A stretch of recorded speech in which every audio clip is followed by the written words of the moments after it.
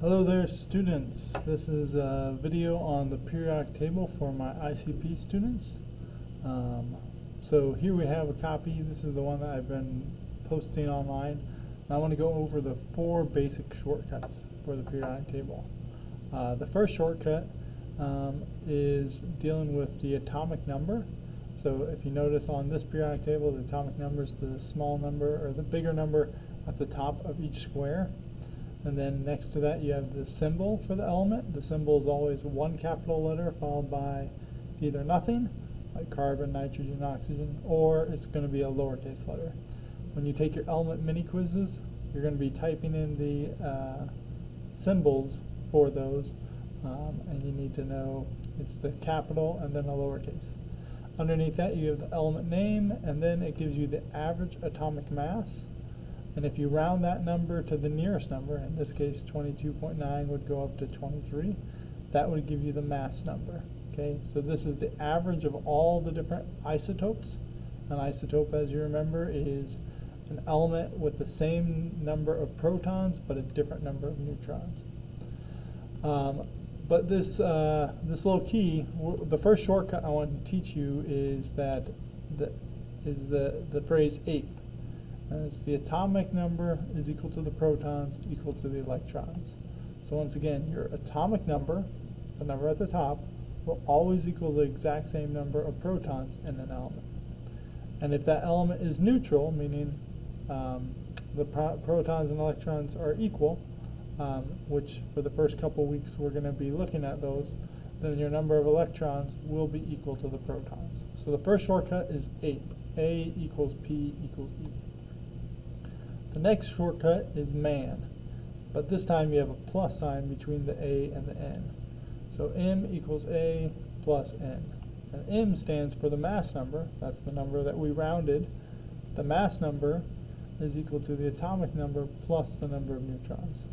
Now, if you're trying to find the number of neutrons for carbon, for instance, you would take the mass number minus the atomic number, so 12 minus 6 would give me a number 6 neutrons.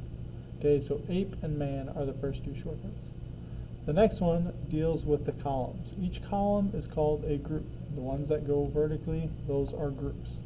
And I circled a bunch of different numbers because the group number, 1, 2, 3 and 13, 4 and 14, 5 and 15, the group number tells me the number of outer electrons in any element. So if I look in group 16, all of these elements will have 6 outer electrons. In group 18, everyone except for the first one has 8 outer electrons. Group 13, everyone has 3 outer electrons. So the group number is equal to the number of outer electrons. Next up, on the other side, we have the horizontal rows. Those are called periods. And those periods will tell you the number of energy levels. When we make our Bohr models, that tells you the number of energy levels. So in this row 2, all of these elements, lithium, beryllium, boron, all the way to neon, all of those have only 2 energy levels. Okay? And group 5, all of them have 5 energy levels. And then over here we have the first 2 columns, all the columns that say A on them, 1, 2, 3A, 4A, 5A, those are what are called the representative elements. So our four shortcuts work every time for those. The group number doesn't exactly work for these ones right here. These are called the transition metals, and then the intertransition metals. The group number doesn't necessarily always work for those. But those are the basic shortcuts, and with those 2 shortcuts, you should be able to go through and solve each of the element mini quizzes. I really quickly want to go over the energy model, the Bohr model real quick. So if we're looking at one of our atomic cards, this is from week 12, we have oxygen. So and then we're going to go through talking about how to actually make the Bohr model for it.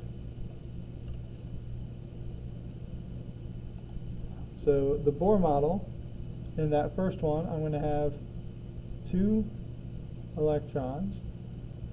For oxygen, oxygen is element number 8. The name is oxygen. Has a mass number of 16. Has 8 electrons. The first level will hold 2.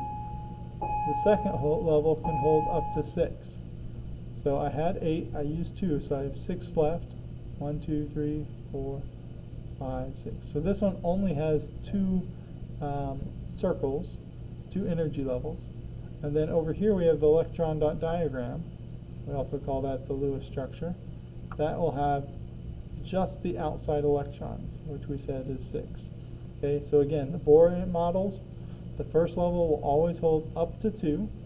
All others can hold up to 8, and you keep doing that until you fill in all the different dots based on the atomic number, because the atomic number at first will always equal the number of protons. So that's an introduction to the periodic table. Use this as you're going through and doing the mini quizzes, and that's all I have for you.